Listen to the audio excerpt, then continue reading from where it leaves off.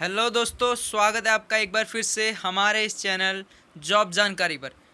तो मैं आपका दोस्त लेकर आपके सामने एक बार फिर हाजिर हूँ, लेकर के एक नई जानकारी जो कि है बिल्कुल इंडियन ऑयल कॉरपोरेशन लिमिटेड से। जी, इंडियन ऑयल कॉरपोरेशन ने एक नोटिस अभी अभी ये जारी किया है, जो कि है बिल्कुल जूनियर असिस्टेंट को लेकर के, जूनियर इंजीनियर को लेकर के ये नोटिफिकेशन आया हुआ है। जूनियर इंजीनियर के लिए यहाँ पर एक वैकेंसी यहाँ पर आई हुई है। यहाँ पर आईटीआई, पॉलिटेक्निक और यहाँ पर इंजीनियरिंग और बीएससी वालों के लिए यहाँ पर ये वैकेंसी यहाँ पर आई हुई है। तो क्या है इसकी एज लिमिट, क्या इसको कैसे आप अप्लाई कर सकते हैं इस फॉर्म के लिए, पूरी प्रोसेस को समझेंगे। तो उससे पहले अगर आप हमारे चैनल पर नए हैं तो प्लीज़ चैनल को सब्सक्राइब कर दीजिए और लाइक और शेयर का बटन भी दबा दीजिए। तो चलिए स्टार्ट करते हैं। तो जैसा कि आप देख पा रहे होंगे यहाँ पर 12 तारीख से ये आवेदन जो है वो स्टार्ट हो जाएगा। 12 तारीख बस 12 अक्टूबर से ये आवेदन जो है लगना स्टार्ट हो जाएंगे।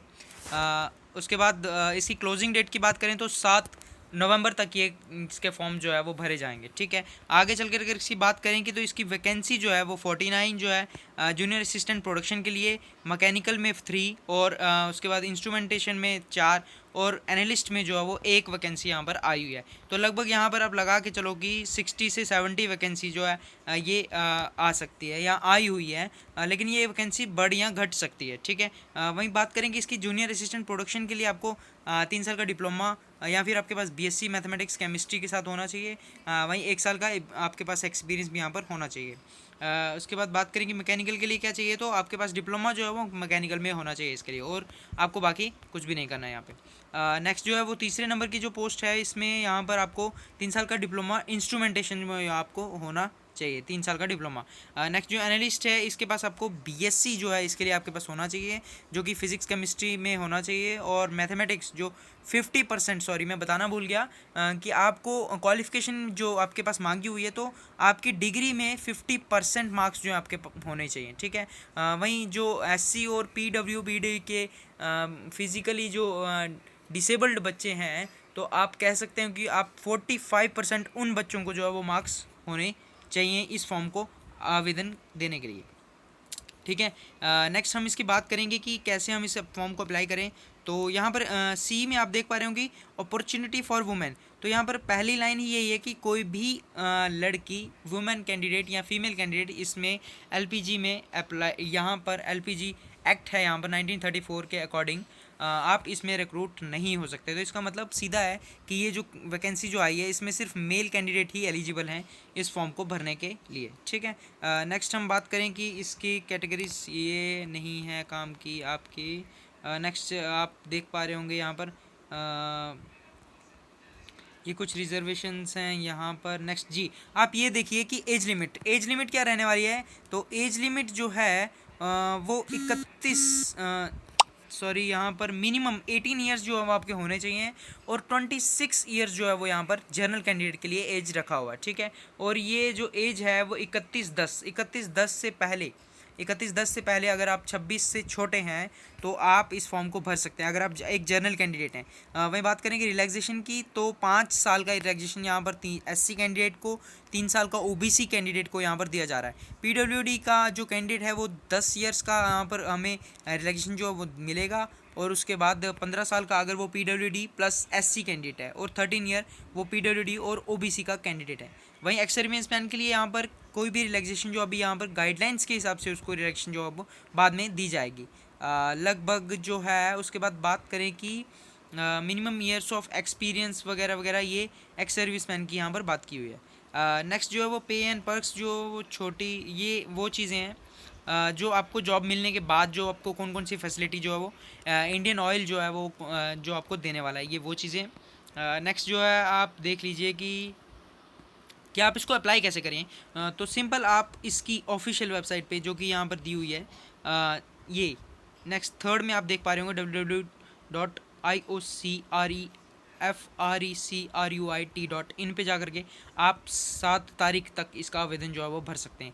12 अक्टूबर से 7 तारीख तक आप इसका आवेदन जो है वो भर सकते हैं। ठीक है, तो आप ध्यान रखिए कि फॉर्म को बिल्कुल सही से भरना है, क्योंकि बाकी की जो ये पॉइंट्स हैं उनमें यही चीज़ लिखा है कि आप थोड़ी सी भी अगर कोई गलती कर देते हैं तो ये जो है ये आपके फॉर्म का रिजेक्शन का कारण बन सकता है। ठीक है, तो आप इस फॉर्म को बड़े ध्यान से समझिए और ध्यान से भरिए ताकि आप थोड़ी भी गलती इसमें ना करें।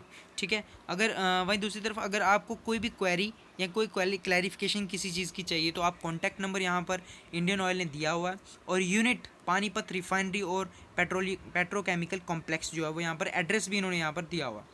वहीं नेक्स्ट ईमेल भी हमें यहाँ पर दिया हुआ, आप इस पर मेल के भी थ्रू आप अपना सॉल्व कर सकते हैं। वहीं नेक्स्ट जो इन्होंने एक नोट यहाँ पर दिया हुआ है कि बिवेयर ऑफ फ्रॉड्स, तो फ्रॉड से आप बच के रहिए, क्योंकि रिक्रूटमेंट जो है वो थ्रू एम्प्लॉयमेंट एक्सचेंज से होती है, प्रेस नोटिफिकेशन से होती है। ठीक है, तो बिवेयर ऑफ फ्रॉड्स। ठीक है, वहीं नेक्स्ट जो है वो ये यहाँ पर SC और ST कैंडिडेट्स को अगर एग्ज़ाम या फिर जितने भी अगर उनको आना जाना बाहर इस एग्ज़ाम के थ्रू इस एग्ज़ाम के दौरान इनके आना जाना पड़ सकता है, तो इंडियन ऑयल जो है वो फैसिलिटी दे रही कि SC और ST और PWD के जो कैंडिडेट हैं वो उनकी जो जर्नी का खर्चा होगा या फिर आप टिकट कह सकते हैं वो इंडियन ऑयल कॉरपोरेशन ही यहाँ पर देने वाला है। ठीक है, तो आपको ये सब जो है डिटेल यहाँ पर भरनी होगी, जो भी आपका खर्चा या फिर आप कह सकते हैं कि जो भी टिकट्स वगैरह आपकी लगेंगी।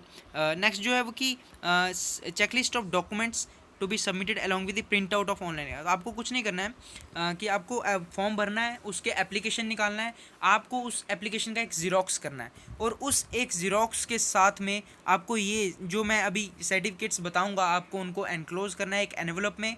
एनवलप के ऊपर आपको एड्रेस डालना है, वो जो मैंने आपको ऊपर बताया पानीपत का जो पेट्रोकेमिकल कॉम्प्लेक्स का जो एड्रेस है आप उसको ऊपर एनवलप के ऊपर लिखेंगे और आप अपने सर्टिफिकेट के साथ उस पते पे भेज देंगे। ठीक है, वहीं बात करें कि प्रूफ ऑफ ये आपको एक सबसे पहले डेट ऑफ बर्थ सर्टिफिकेट भेजना है, उसके बाद आप एक आधार कार्ड वगैरह कुछ भी आइडेंटिटी प्रूफ जो आपका वो भेज दीजिए।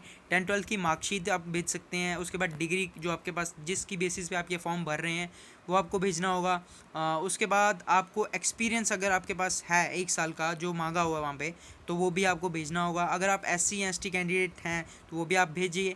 अगर आप एक्स सर्विस मैन है तो उसका भी कुछ प्रूफ भेजिए, आपके पास कोई एक्सपीरियंस है तो आप भेज दीजिए। बाकी की जो छोटी छोटी चीज़ें हैं वो आप नोटिफिकेशन को डाउनलोड करके आप इसे पढ़िए और उसके बाद ही आप फॉर्म भरिए, और ताकि आप अच्छे से इसे समझिए। और लेटेस्ट पासपोर्ट साइज़ 21 में आप देख पा रहे होंगे, लेटेस्ट पासपोर्ट साइज़ फ़ोटोग्राफ भी आपको यहाँ पर भेजने होंगे, तो मे भी आप एक के बजाय दो फोटोज़ जो हैं वो आप इसमें डाल दीजिए। ठीक है, और उसके बाद एप्लीकेशन नंबर वगैरह सब कुछ ये छोटी छोटी चीज़ें जो हैं आप इसमें उसमें डाल करके एक एनवलप में पैक करके आप इसे उस पते पर भेज दीजिए। ठीक है, उसके बाद जो है बस यही थी आज की जो नोटिफिकेशन। तो अगर ये जानकारी आपको अच्छी लगी हो तो प्लीज़ इस चैनल को सब्सक्राइब कर दीजिए और लाइक कर दीजिए, इस वीडियो को शेयर कर दीजिए इसे उसके साथ जिसे इसकी ज़रूरत है। Thanks for watching.